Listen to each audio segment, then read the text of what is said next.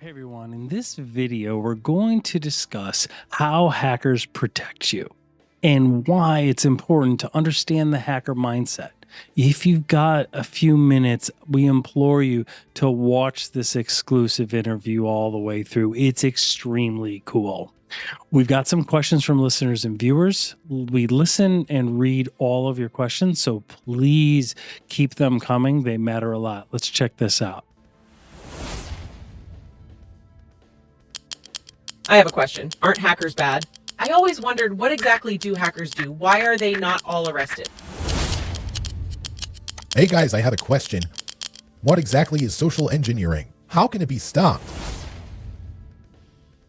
Okay, great point and great question. So think about this. Take a second. What do you picture in your mind when we say the word hacker? Right? Think about it. But today, you're going to meet one. And you're not just going to meet a hacker, you're going to meet the hacker. And you will see that reality is far from what we traditionally think about hackers. As it turns out, most hackers are not bad. And in fact, they actually protect you online. Understanding the hacker mindset and the role of hackers today will help you keep yourself safer and keep your organization safer, reducing that risk of your organization ever being in the news for a data breach.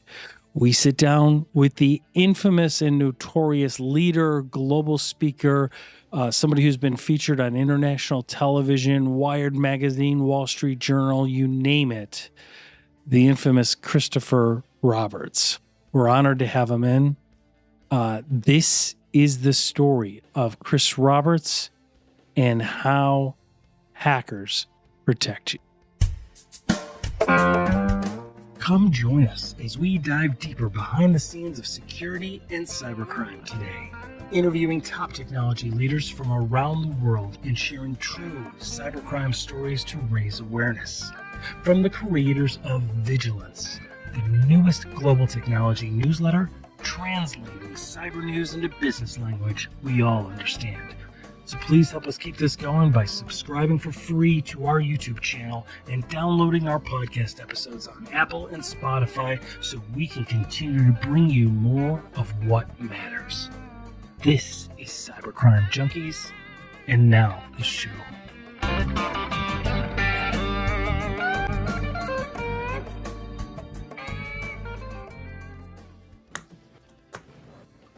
All right, so welcome, Chris. We appreciate you being here.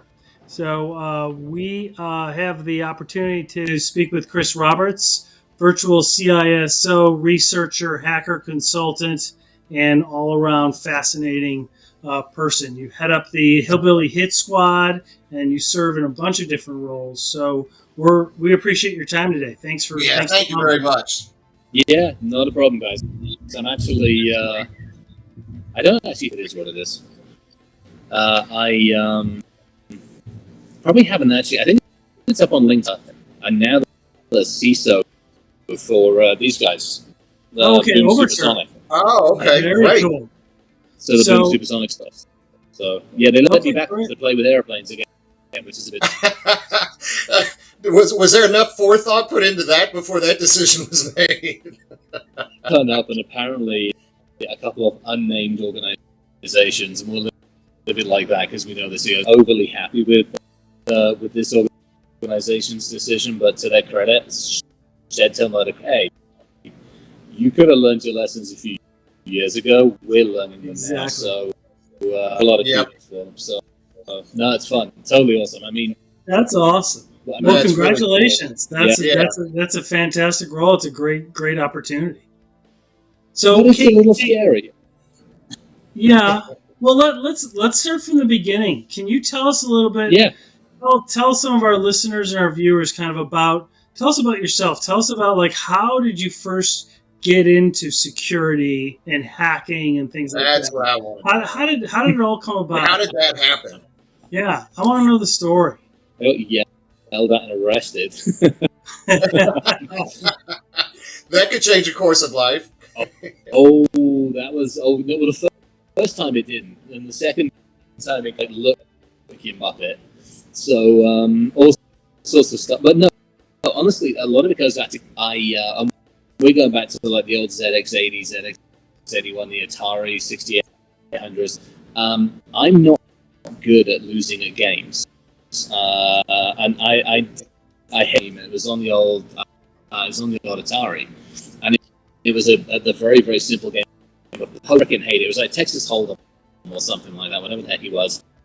Command line, bit of interest. Hated losing this stupid thing with keep handing me an ace and a 2 or a this and that. No, program went out, got a magazine, and learned and understood what basic was and understood what commands were. And I'm like, it's too complicated. Wow. Loaded the back end of the program up, rewrote the program, and all certain key sequences gave me the cards I wanted. So that, add to that, I mean, a lot of us in this industry want to know how and why things work.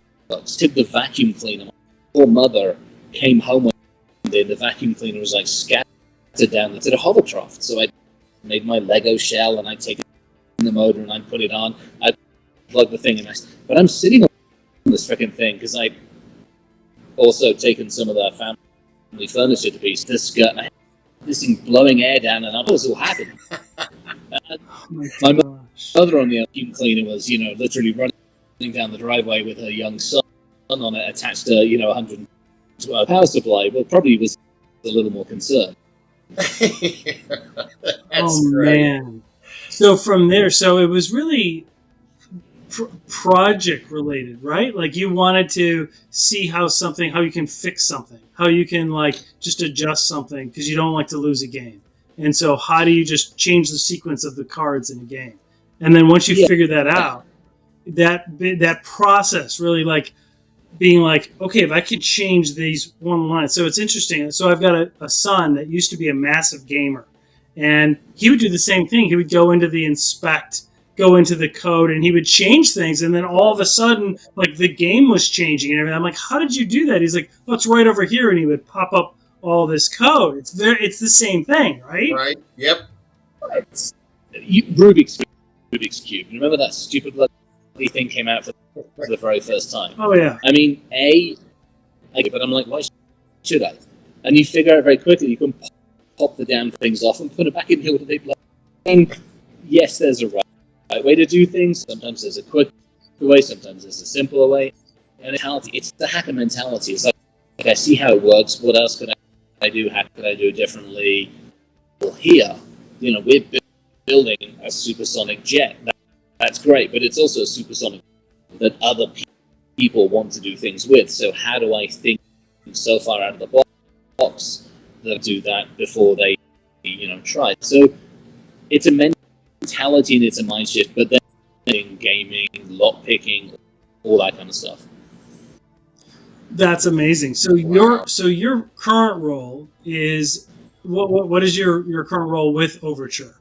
Is it can you tell us about it? Yeah, I can tell you a bunch of it, not all of it, obviously, but yeah. So right, of course, I'm the CISO, and I'm the Chief Information Security Officer for both the corporate aviation, building, and all the other stuff that goes with it. And we have the experimental G. That's 70 yards in that direction, and they're getting ready to fuel up for some. And so that's part of the responsibility is making sure that intellectual property stays within the company. Is to make sure that the leadership, the people, targets and they already are, is to make sure that from the experimental jet and everything that we're building, that we maintain the control of that. And from a people, process, and tech, really, it's kind of cool. It's nice to be able to be, because obviously, I've been out there going, hey, we need to do a better job. We need to think. We need to talk. Standing on first time in about 10, 15 years, it's nice to be able to do that. And how can we be more effective? As I talk with vendors, as we do think, how can we be more effective on how we do those things? That's amazing. Yeah. So can you tell us about the Hillbilly Hit Squad before your current role? What all did you and your team do? Well, Oh, we like, still were you guys do. I mean, the nice thing, yeah, we okay? still So, do like, it. consultants to government organizations, private companies, depending on what the need is. Yeah, so there's a couple of different facets to Hillbilly, but again goes to the construct of the people. So it's called Hillbilly Hit Squad for a couple of Jesse. So there's Jesse Sweet and I are the co-owners of the organization, and from a mechanical and electrical engineering background. So if it's got petrol in it or any other kind of flammable fluids, he knows everything about that. It's not kind of background, but definitely a slightly different tack from it. One from a very strategic one, and then you got me who comes from all sorts of areas. So we get dragged into research. Can this happen? Should this happen? Does this happen? One of the main facets of Hillbilly Hit Squad is net worth protection. So we look after high net worth clients, and we're talking high net. We help them understand their physical security and their digital security. We provide intelligent teams, and on the digital security, we have devices in their houses and in their yachts that help us understand their risks and help them understand, or their IT teams understand how to mitigate some of those risks. So it's kind of fun, and it pays a lot of the other research that we do in the conferences and some of the charity stuff that we do. So it's kind of cool. Wow, that's really So you handle the whole 360 degree of security, from high net worth clients for their physical security as they travel, as they go about different vehicles, different locations, they go out in public, etc., as well as their digital security. Absolutely, and the nice thing about it is we take the same tech we've done there, and we're actually now, because high net worth are fun and they're interesting, but to me it's, as an industry, typically on the whales. We've gone whale hunting. Right. Everybody wants to have that trophy company on almost everybody. Not everybody, almost everybody's forgotten the smaller companies, the 30 million companies. So the Dave product, as we call it, is we've built it now, so it scales down to like in a corner office or working from home. And so we're getting ready to deploy that. So because the price point's like that far off the basement, and right. we want out of a security product. It tells you what's going on, it helps you understand it, and it gives it in an English as opposed to geek speak. That's amazing. So let me ask you, the high net worth Fortune 1000 aside, the standard mid-size organization, what are, in your opinion, in your experience, what are some of the best things that they could do to make sure that they are at least bolstering their security presence as best they can within their limited budgets? So the irony of this is, I had a board meeting this morning, an advisory board meeting this morning. Hey, here are the main risks, and here's what we're doing about them. So it's literally, I can almost repeat it. It's people. It's two things. One, first and foremost, is technology, that we tend to forget to look after the people. And if we do once a quarter, we go, don't do this and don't send this, and we're humans. I mean, touchdowns in a football game without having a freaking commercial break. How the hell do you expect me to remember this? Don't send this and don't do this for 6 months. It just doesn't happen. Right. So more awareness to the human is definitely one thing that we're promoting, and for small, medium, and for medium-sized businesses, get that, not just at a corporate level, but help them help their kids, their parents, their grandparents, their family, their guardians. So the awareness training, understanding what the best practices are, understanding what their top tactics that criminal hackers would do, having that security top of mind is like key. But making it repetitive and consistent. Making it job embedded and ongoing, right? Yeah. Yeah, and that's it, once a month. I mean, we're getting ready to go back to the station about that coupon you're about to click for $10 and hand over your telephone number. Let explain to you the thousands of places that's going to end up. I get to see football, and I'm like, that's great. Let me show you how many cookies those fantasy football teams are to. Wow. So it's yeah, and it's, I mean, some of the top ones, using the big ones that are on television, they've got 200 or 300 tracking cookies on their site. Darn that information. So it's just getting people to think.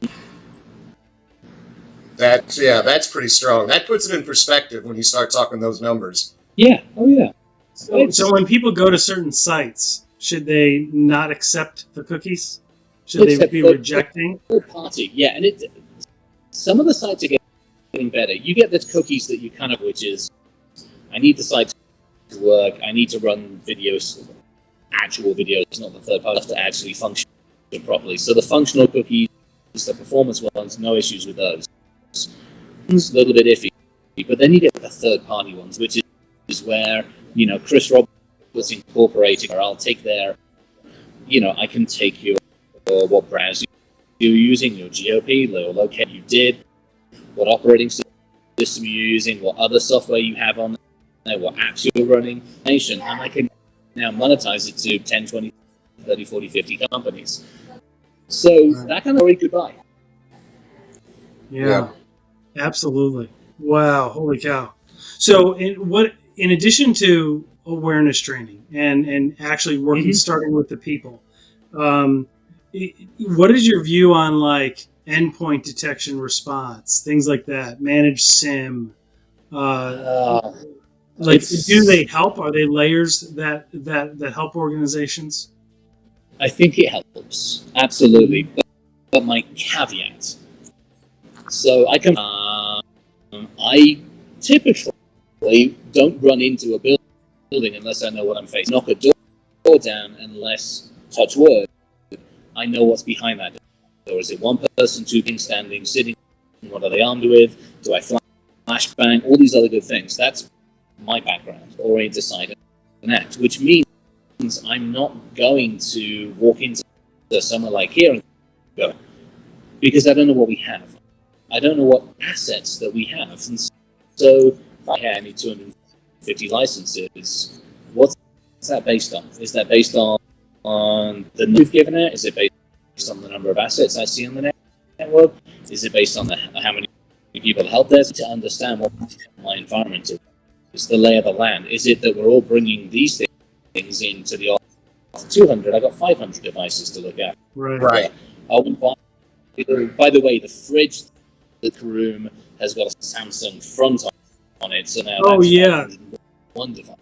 Oh yeah, we talk about that all the time. All of the Internet of Things devices, right? I was just about one of my questions I wanted to ask you.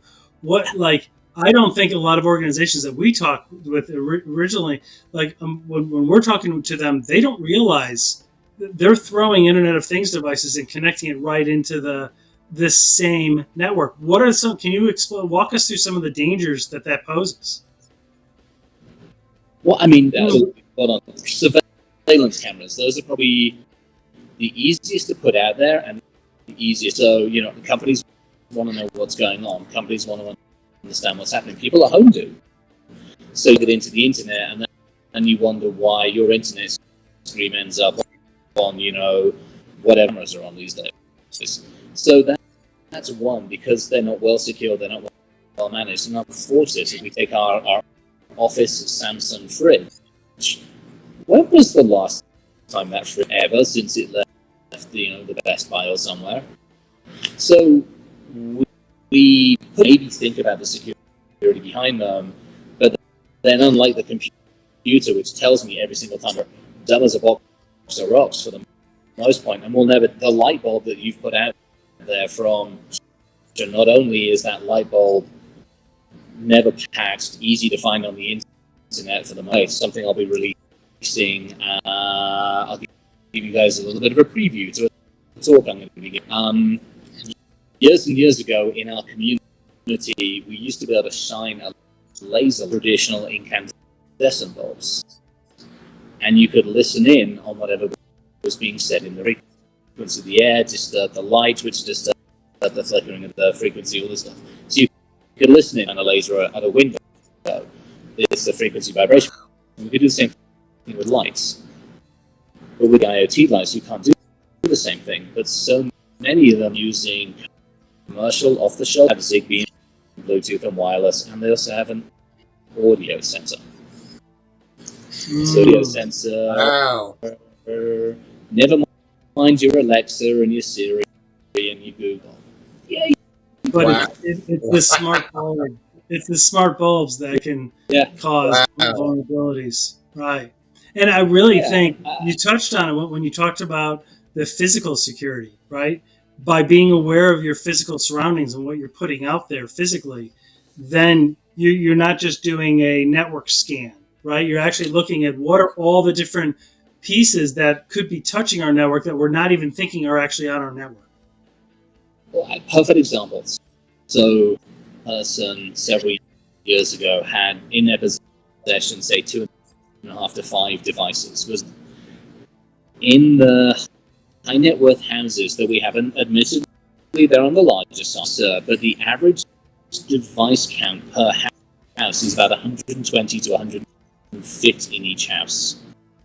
So AV gear, thermostat gear, audio systems, stuff, the fridges, the microwave, the damn oven, the toaster.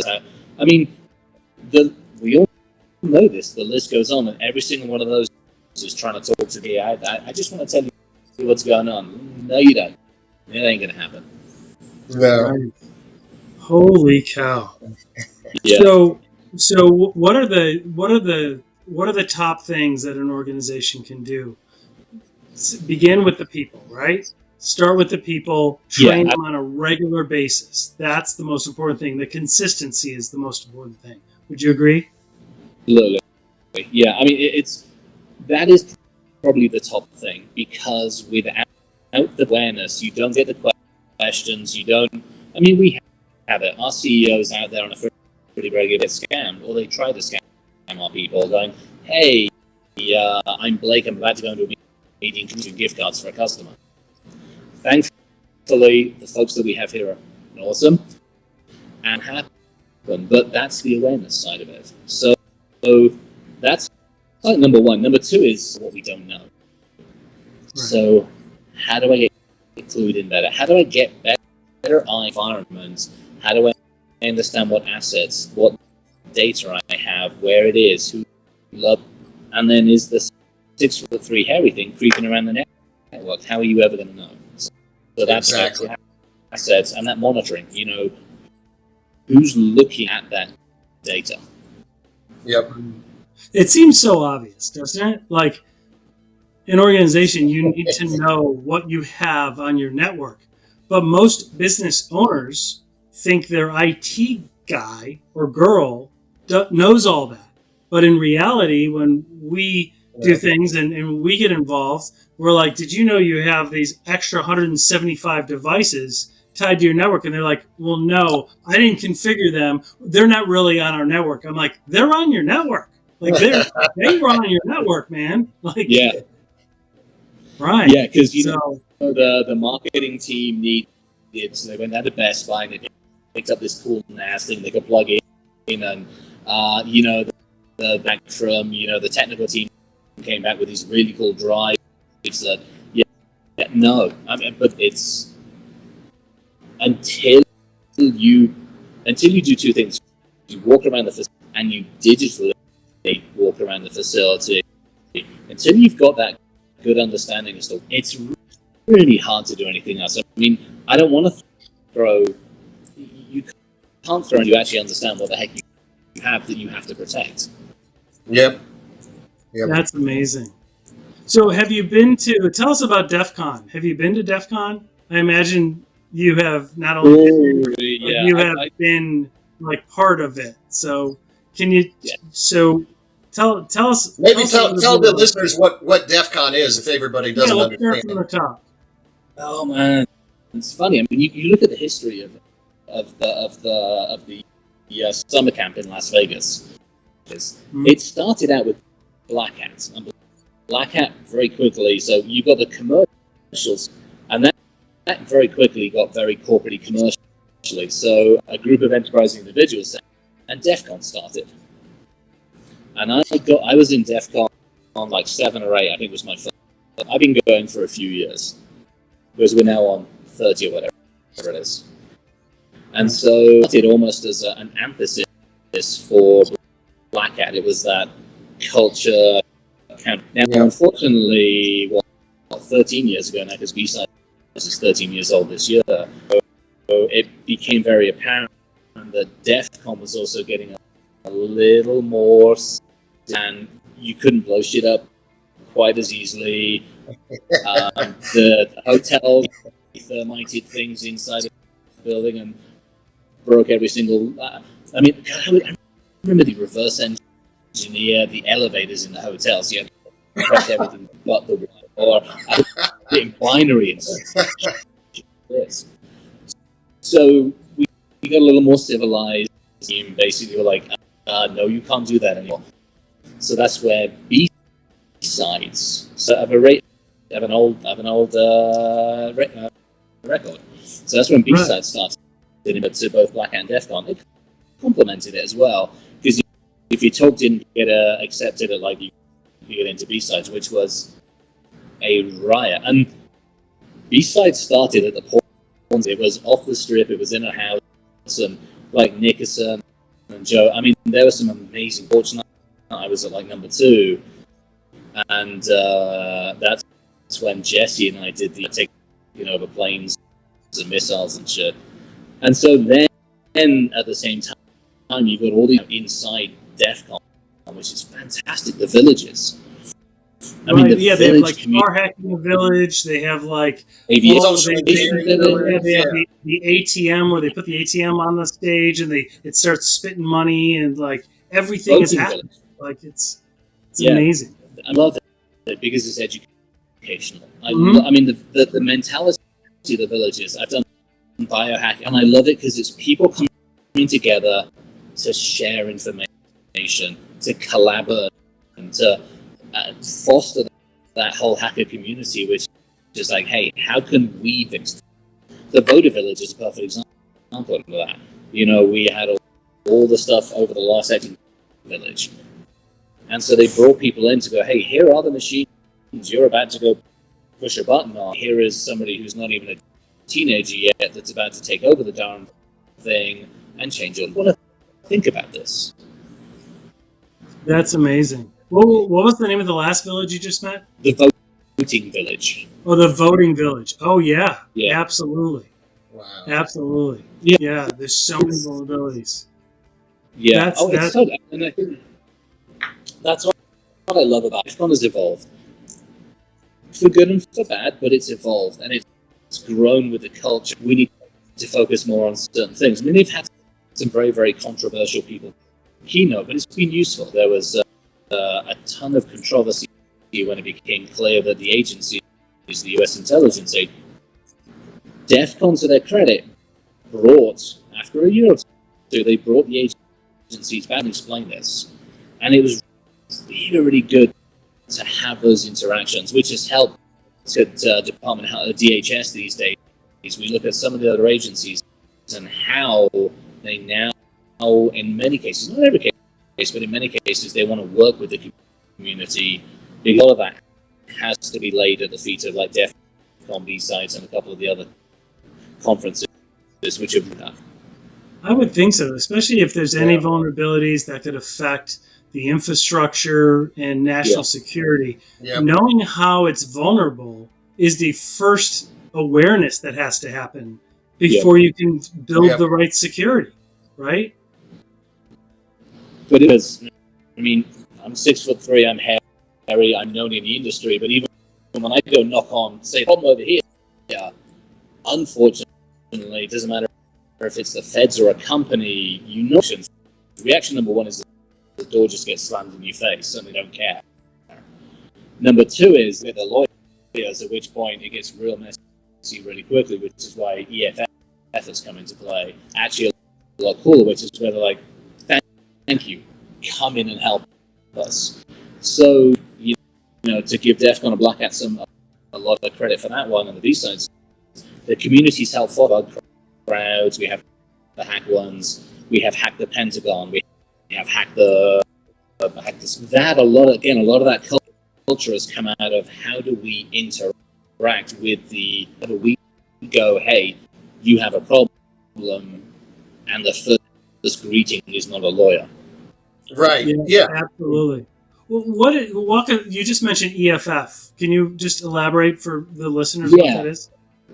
So EFF came. I don't know the history of like exactly electronic. So their remit, and I can be correct on this, for me has been digital rights.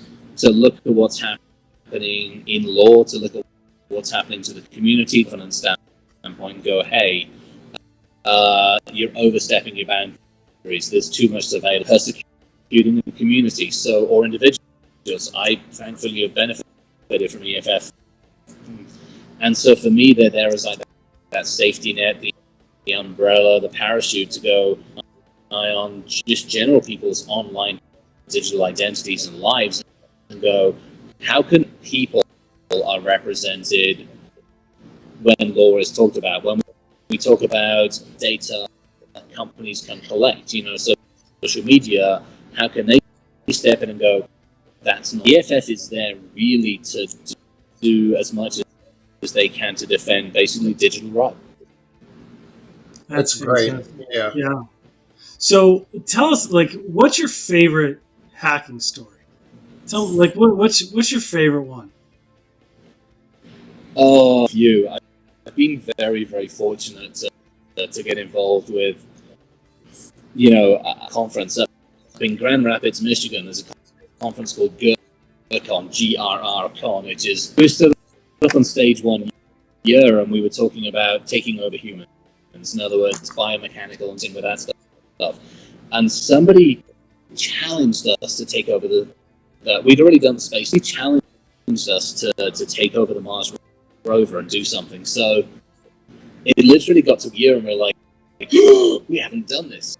So two of us sat down, and I won't mention the persons I'm respectful, but the two of us sat down and were like, how can we make this happen? So we did a whole bunch of research at how that particular space agency talks to the Mars rover, and we're like, we ended up taking a road trip from Colorado all the way down to where the uplink station is with us in the back of the damn truck. Pointed it, got splashed, got everything in, and we ended up getting the Mars race. God save the Queen. Oh my gosh. Oh yeah. Might have got a little bit yelled at for that one, but holy cow. Oh, that's so much fun. Holy cow. That's really cool. So whenever I hear somebody say, no, this isn't hackable, or I've got a new app, or I've got a new security thing, and this is not hackable, I'm like, dude, you have no idea what you're talking about. Yeah, pretty much. I mean, there's, we're fortunate, it comes with, it comes with ethics and morals and all the other stuff that go with it. We knew we weren't harming, but I mean, I've been fortunate. I've done a lot of work for government red teaming and various other things, and quite a number of prisons, because we want to make sure, obviously, that they, for various reasons, all of this kind of stuff is totally cool, but it also comes with a set of ethics and morals. Right. Yep. Oh, so careful. Yeah. So walk us through, like, tell some of the listeners about, like, red teaming and ethical hacking. Yeah. Like it's really it's a form of penetration testing, right? Like it's a form of engaging with an internal security team to make sure that even though they think they've got it down, where the weak spots are. Is that fair? Or? Yeah, that's a good way of looking at it. Because again, if you take this boom now, I would be a fool to think that I had my security done. I'd be a fool to think that I knew it all. And to me, that's where like external penetration security assessments and red teaming really come into play, which is you go out to me on community who now have their own companies, knock on the door and we're doing it. We're actually doing one with them. I'm going to have them come in with a different set of eyes, a different set of ideas, a different, hey, help me understand where you see me vulnerable. I'm going to let you carte blanche. Wants to work it in, the next 6 months, try to get in, either physically or digitally or on the scope. And I think that's where it really helps, because first and foremost, I have to just tell them what I think our security posture is and where our risks are. And I rely on the community and people around me to help me see what I'm missing. So that's team. Now, to your point, there are differences. We tend to look at red teaming as a much more specific way of attacking. You can do a standard scan, or you can do an assessment, or you can do an actual penetration. Red teaming is probably mixing all of that and adding just a layer of excellence. Perfect. That's a great summary. That's fantastic. Before we wrap up, and I appreciate your time today. This is great, Chris. I really appreciate this. If somebody was wanting to get into it, because I know a lot of younger kids are in school, or they're looking to get certifications and they want to learn about cybersecurity and hacking. Do you have any? I know there's a million different certifications. There's a million different ways of doing it. But what would be your best advice? So I'm a result of experience over certificates. I love it when somebody comes to me. I don't have CEH or any of the other ones. What I have is, hey, I built this, I made it do this, and I think I can get it to do this, but can you help me do this? So that to me is like, I'm also a huge fan of colleges. Like, there's one I have an absolute ton of, Pima Community College. I have a shed ton load of love for like the college type, because it's a lot more real world. They're actually sitting there working as blue teaming. So offensive side very much so. Red teaming is obviously the offensive. I have a lot of love for anybody that wants to go into the side of the world, because we need more and more people there. So for me, it's learning. It's art. Go take something to pieces. Go into Best Buy. Go into the Goodwill stores and go buy a computer and take the darn thing to pieces and find out how it There you go. Yeah. $20. You've got a computer. You can take the darn thing to pieces with a flipping screw. You can look and you can research and then join the community. B-Sides community is now over the place. The DEF CON villages all have a presence online, Discord and everywhere else. Ton of resources. I'm all over LinkedIn. I'm forever saying, hey, here's how to do this. And there's a ton of people who are like, we need good people, and I want you to come in and know something that works. I want you to know how a network works, but I also want you to come in and ask questions. And if I get it, no issues. But if you come from a community college, or you come from research, or you've done bugs, happy to sit down, kick back, and grab a cup of tea and hang out with you. That is fantastic. That's awesome. That's great, Chris. Well, thank you so much, Chris. I appreciate it, and we're pleasure. absolutely honored to have had you on. Thanks for that. Hopefully, this will not be our last conversation. We will look for you more. We will be in touch with you on a lot of different platforms and methods. So, thank you so much, and best of luck. Congratulations on the new role. Thank you. Congratulations. They're in good hands, man. That is fantastic. Hey, So, look what I can do. exactly. Yeah, right. Yeah, Chris. All right. We'll see you, buddy. Take care. Thank you. Bye. Bye-bye.